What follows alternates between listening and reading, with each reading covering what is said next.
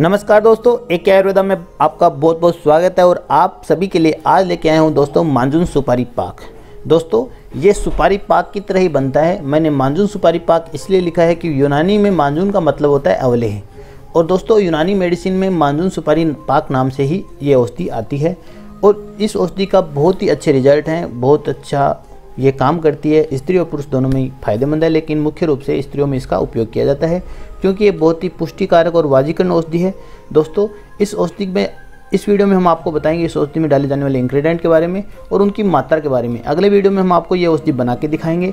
तो दोस्तों सबसे पहले आपको बता देता चाहता हूँ कि ये हमने लिया है यूनानी सिद्ध योग संग्रह से थोड़ा सा परिवर्तन करके ये फार्मूला हमने लिया है, और आयुर्वेद सार संग्रह बुक से हमने एज इट इज़ ये फार्मूला लिया है। तो दोस्तों चलिए आपको मैं बताता हूँ इस औषधि में डाली जाने वाली प्रत्येक औषधि के बारे में और उसकी मात्रा के बारे में।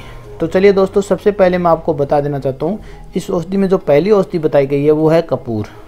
कपूर की मात्रा मैं आपको फिर बता दूंगा। कपूर है, तज है, तेज पत्ता है, नागरमोथा है, सूखा हुआ पुदीना है, छोटी पिपली है, खुरासनी अजवाइन है, छोटी इलायची, तालीस पत्र, वंशलोचन, जावित्री, सफ़ेद चंदन, काली मिर्च, जायफल, सफ़ेद जीरा, नीलोफर के फूल, बिनोला की गिरी, लौंग, धनिया, पिपला मूल, सिंगाड़ा, शतावरी, नागकेसर, खिरनी के बीज, बादाम, पिस्ता, मुनक्का जो कि बीज निकाल के यूज़ करना, और सुपारी, शक्कर, शहद और गाय का घी। दोस्तों ये इतनी औषधि हमने ली हैं। इन औषधियों को मिला के और आपको मानजून सुपारी पाक बनाना है तो सबसे पहले क्या करना पड़ेगा, इन औषधियों का बारीक पाउडर बना लेना पड़ेगा। तो उससे पहले मैं आपको दिखाता हूँ एक औषधि जूम करके, ताकि आप अच्छे से पहचान सको। तो दोस्तों पहली औषधि हमारी ये है, देखिए कपूर। और दूसरी औषधि ये तज है जो कि दालचीनी की लकड़ी की जैसी होती है। तेज पत्ता रसोई में उपयोग किया जाता है। नागरमोथा जिसको मोथा बोलते हैं, और सूखा हुआ पुदीना, पुदीने को सुखा के इसका प्रयोग किया गया है। ये छोटी पिपली, खुरासनी अजवाइन और छोटी इलायची। इसके अलावा दोस्तों हमें आवश्यकता होगी तालीस पत्र, वंशलोचन, जावित्री जो कि जायफल का फूल ही होती है, सफ़ेद चंदन, काली मिर्च, जायफल और भुना हुआ सफ़ेद जीरा और नीलोफर के फूल। इसके अलावा अगली औषधि हमारी हैं बिनोला की गिरी, लौंग, धनिया, पिपला मूल, सिंगौड़ा, शतावरी, नागकेसर और खिरनी के बीज। इसके अलावा दोस्तों हमें आवश्यकता पड़ेगी बादाम, पिस्ता व मुनक्का बीज रहित, और इसका जो मुख्य इंग्रेडिएंट है वो है सुपारी। इसके अलावा आपको आवश्यकता होगी शक्कर, घी और शहद की। दोस्तों जितनी भी पुरानी बुक्स हैं उसमें मीठे के रूप में मिश्री व शक्कर का ही प्रयोग किया गया है, जो कि आजकल चीनी का प्रयोग चल रहा है वो जो बहुत गलत है। और अगर आप इसमें शक्कर का प्रयोग करके इस औषधि को बनाएंगे तो बहुत ही बेस्ट बनेगी। तो चलिए दोस्तों आपको मैं बताता हूँ मानजून सुपारी पाक के इंग्रेडिएंट की मात्रा के बारे में। दोस्तों ये मानजून सुपारी पाक मैंने इसलिए लिखा है क्योंकि बाज़ार में जो सुपारी पाक आता है उसमें सूखा हुआ रूप आता है, वो ग्रेन्यूल्स में बना हुआ आता है। तो उसमें कहीं ना कहीं ये कमी रह रही है, या तो उन्होंने शहद नहीं मिलाया, या उन्होंने घी नहीं मिलाया, या उनके इंग्रेडिएंट अलग हो सकते हैं। लेकिन ये जो मानजून सुपारी पाक है ये हमने लिया है सिद्ध योग संग्रह से थोड़ा सा परिवर्तन करके, और आयुर्वेद सार संग्रह बुक जो होती है उससे हमने ये नुस्खा लिया है। तो इसमें आप इस तरह से न देखें कि वो चीज़ मिलाई है ये नहीं मिलाई। तो चलिए आज आपको मैं इसकी जो मात्रा है वो बता देता हूँ। अब मात्रा में दोस्तों, मात्रा हमेशा आयुर्वेद किताबों में तोला के रूप में बताई गई होती है। जो मासा तोला जो आयुर्वेदिक प्रमाण होता है उसमें बताई गई। तो मैंने कोशिश की है कि इसको आपको ग्राम की भाषा में समझा सकूं।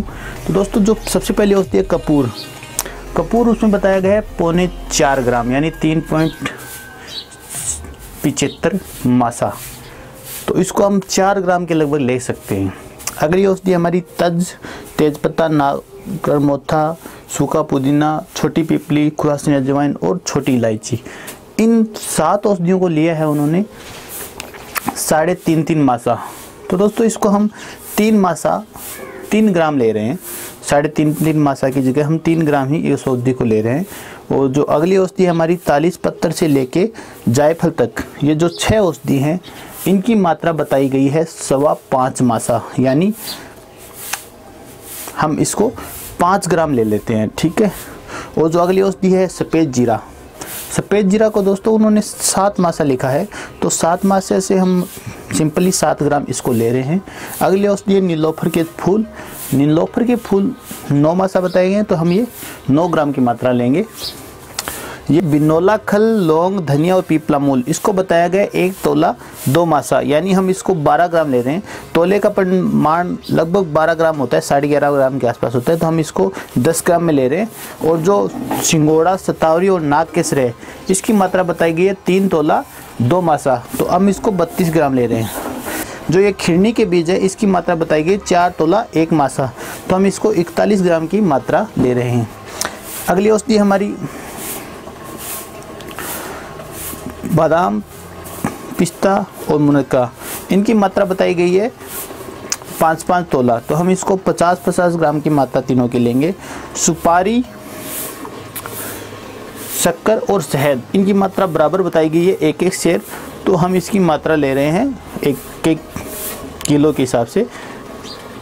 और जो गाय का घी बताया गया है वो बताया गया सुपारी, शक्कर और शहद से आधा, तो यानी हम ये ले रहे हैं आधा किलो।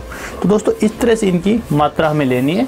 और फिर इसको बनाने का तरीका हम आपको YouTube पे बना के दिखाएंगे, और इससे आप बनाने का तरीका आसानी से समझ जाओगे। तो दोस्तों चलिए मैं आपको सुपारी पाक के होने वाले फ़ायदों के बारे में बता देता हूँ। दोस्तों सुपारी पाक बहुत ही अच्छा टॉनिक है महिलाओं के लिए ख़ास तौर से। दोस्तों हमने देखा है कि महिलाओं में बहुत सी तरह की बीमारियां पाई जाती हैं, कुछ ऐसी बीमारी भी होती है जो वो बता भी नहीं पाती, जिसकी वजह से उनमें कमज़ोरी बनी रहती है। तो दोस्तों ख़ास तौर से महिलाओं में अत्यंत वाजीकरण औषधि के रूप में सुपारी पाक जाना जाता है। जिस तरह से पुरुषों में वाजीकरण औषधि होती है, उसी तरह महिलाओं में भी ये वाजीकरण और पुष्टिकारक औषधि होती है। दोस्तों इसके सेवन करने से होने वाले बहुत से योनि रोग जैसे श्वेत पर्दर, रक्त पर्दर आदियों का नाश होता है। इसके प्रयोग से स्त्री पुरुष दोनों का ही बंधत्व यानी बांझपन खत्म हो जाता है और उनको संतान पैदा करने योग्य बनाता है। यह योग पुरुषों में शीघ्र पतन व शुक्र में के रोग को दूर करता है। इसके अलावा यह यकृत की निर्बलता को दूर करता है, पाचन शक्ति को बढ़ाता है और स्त्रियों के गर्भाशय यानी बच्चेदानी को ताकत देता है। ये योनि को संकुचित भी करता है। दोस्तों विशेष प्रस्तुतता महिलाओं के लिए इसका सेवन बहुत ही अच्छा है और प्रौढ़ आयु की स्त्री भी अगर इसका सेवन करती है तो उनके चेहरे पे कांति आती है, लावण्य युक्त होकर नवयुक्ति की तरह सौंदर्य उनका बन जाता है। दोस्तों पर्दर रोगों के कारण स्त्रियों में स्वास्थ्य खराब रहता है।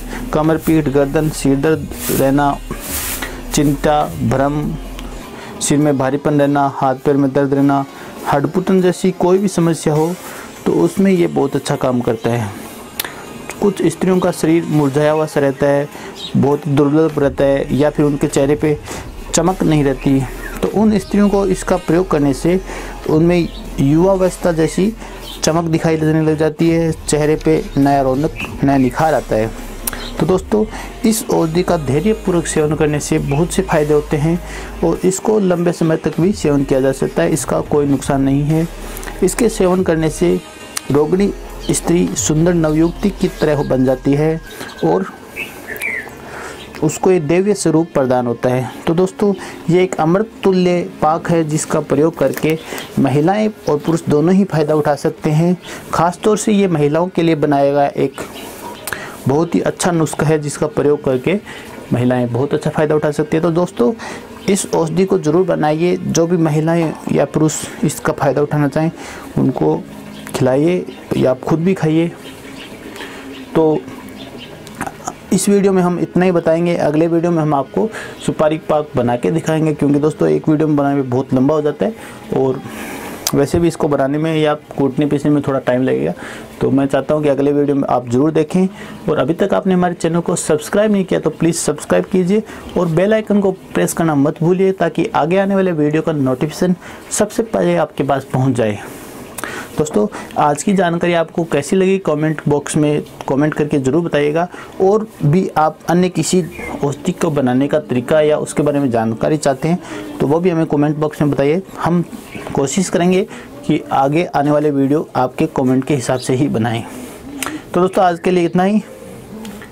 वीडियो अच्छा लगे तो लाइक, वरना मिलते हैं अगले वीडियो में। AK आयुर्वेदा आपके अच्छे स्वास्थ्य की कामना करता है। इन्हीं मंगल कामनाओं के साथ धन्यवाद।